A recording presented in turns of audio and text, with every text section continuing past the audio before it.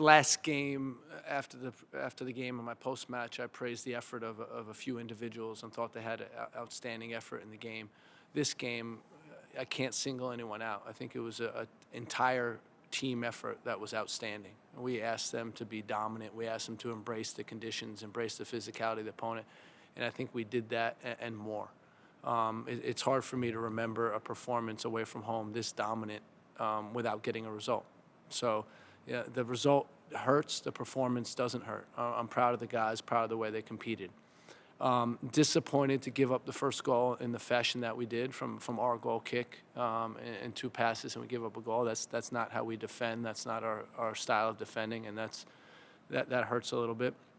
And I think overall, we want to change.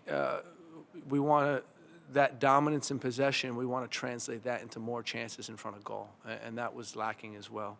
But it was a dominant away performance without a win. And when I think about the big picture of this, Canada is clearly in first place. We may drop the 3rd place tonight, but we're still in good position in World Cup qualifying, and we want to close out this window with a win at home against Honduras to solidify our position. Thank you. Thanks, Greg. We'll begin with questions and start with Paul Tenorio from The Athletic. Thanks, Michael. Greg, first, can you give an update on Tyler Adams having the lead game look like maybe a muscle issue? And second, how do you start to turn some of that possession, some of those attacking movements into more dangerous opportunities and the chances to convert into goals? Thank you. Yeah, there's not many at this level. There's not many chances in really tight games, right? In difficult games against difficult opponents, that's the greatest question, Paul, and that's the hardest thing to do. I'll also add, and please don't take this as an excuse. Don't take this the wrong way, but I'll also add that we're playing on a very narrow field. It probably has the width of Yankee Stadium, and we're playing on a very poor field turf. So that also translates into some difficulties in processing and creating chances, but that's not an excuse. We still want to be better in front of goal. Regarding Tyler, we think it's a slight hamstring strain, and we have to get more details on it, but that's the initial diagnosis. Chris left the game with a foot injury. We were playing the last 10 minutes down a man. And Walker Zimmerman was held out of the game as a precaution because he had a slight hamstring leading up to the game. He should be fine, though, for next game. Next will be Doug McIntyre from Fox. Thanks, Michael. Greg, just to piggyback on Paul a little bit, talk about creating chances and dominating and all that. How much of a concern is the lack of finishing? So, I mean, you can create chances. At some point, you gotta put the net. Also, the early goal, have it came so early. How did that impact the rest of the match for you guys? Thank you. It was one of those goals that besides the score line, it didn't impact the game too much. We were on it. We were dominating. We were playing with a lot of physicality, a lot of speed in our play. Canada had a very hard time getting rhythm. And so it was like one of those games similar to Costa Rica where I didn't think the goal affected us too much. We just picked right up and kept going. In terms of the finishing that you're talking about, Doug, I don't think we created that many clear-cut chances that we should have finished off. So, I don't think today was an issue of poor finishing. And listen, I can be wrong. I'll watch the tape again. I think it was more of lack of chance creation that I think got us down a little bit, lack of precision in the final third. But overall, again, when we talked about what we needed to do to win this game, we checked almost all the boxes, and that I'm pleased with. Next will be Grant Wall. Hi, Greg. What went into the decision to start Johnson Zardes instead of Pepe or somebody else, and how did you think Zardes did today? That was an easy one, Grant. We knew what the game was going to look like. We knew it's a very narrow field, small field. We knew it was going to be a very physical game, and we thought that Gyasi would give us that physicality. And from looking at his performance, I think he did that. Again, I don't think we got him enough service in the box to get him dangerous. He's good on crosses. But he certainly gave them a hard time both on and off the ball. Next will be Stephen Goff from the Washington Post. Piggybacking a little bit on that,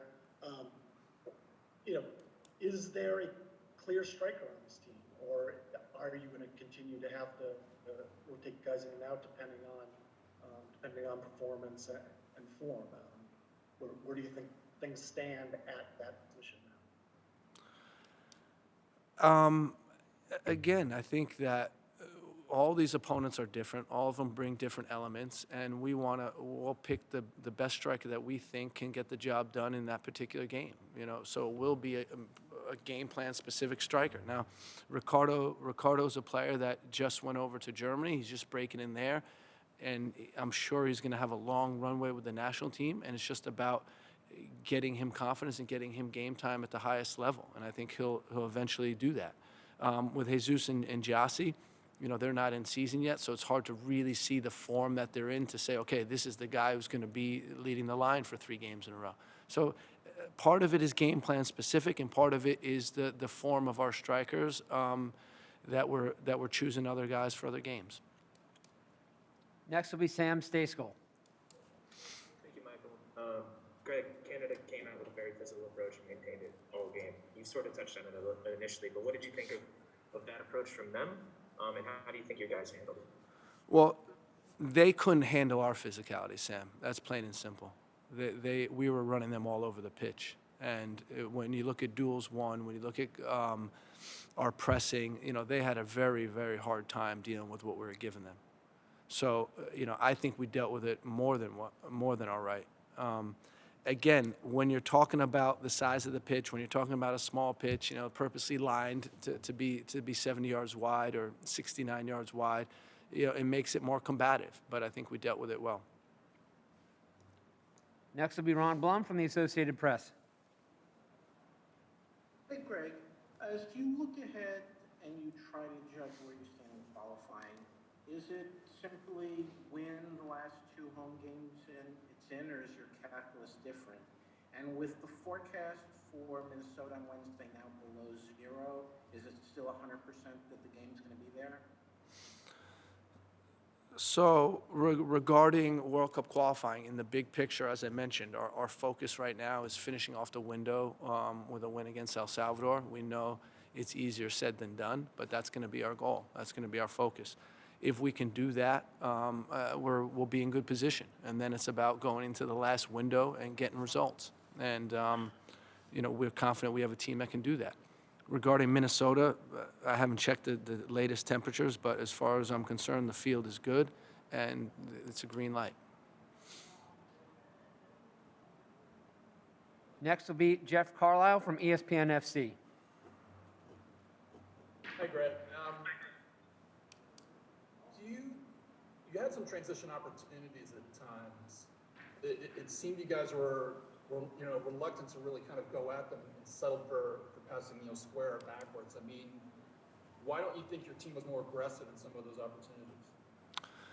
I agree with that, Jeff. I think that was one of the talks at halftime was when we win the ball in good positions, can we get forward? And some of it had to do with maybe the passing angle to a teammate. They thought it was too risky of a pass, but we're certainly in positions at times where we could have been more aggressive in offensive transition, and we didn't capitalize on it.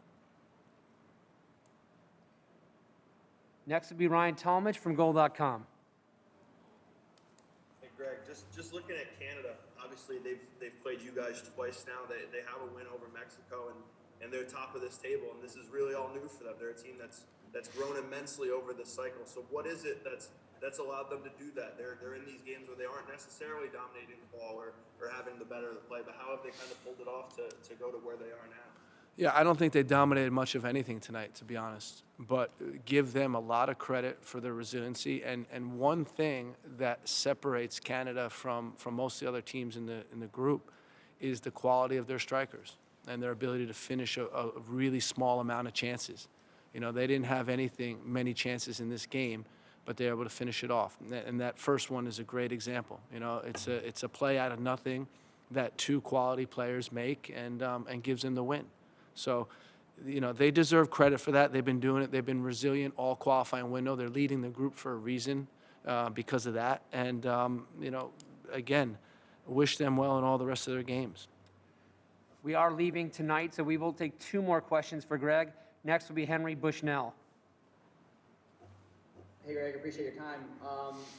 Sorry if I missed this earlier, I got in a bit late, but what did you see on the goal? What was the reason for it? And I guess the second part of that, did you guys at all consider not playing goal kicks down the middle of the field just because it was cold and because of the conditions? I don't think cold affects goal kicks too much. You know, there was a bit of wind there, and I think it might have been a little bit of a mishit by Matt that the defender got the read on and had a nice long clearance. And then from there, it was a 1-2 combination, and they got around us. I still think it's avoidable, but you know, give them credit. It was a good finish by Larry, and you know, he's been scoring all window. He scored against us in the first game. He was a quality player. Last question goes to Jonathan Tannenwald from the Philadelphia Inquirer. Thank you, Michael. Greg, it does go back to the striker question. I know you've talked a little bit about you know, the group that you have here, and maybe you could expand a little on whether you're satisfied with it, but also on a broader perspective, I think it's only 3 of the goals that this team has scored in qualifying has come from a striker, in quotes, so far. Obviously, there's a lot of players who have scored goals, but is that tally from the striker pool specifically satisfactory for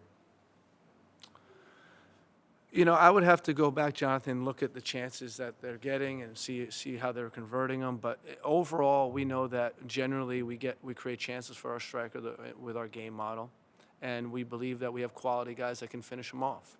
You know, scoring goals is the hardest thing to do, but I'm confident the group was going to get it right. And you know, we have another opportunity on Wednesday to work on that, but it's not, you know, to me, it's not an issue. I think we look at the whole team. We look at the whole team of how we're moving the ball, and how we're getting into dangerous areas.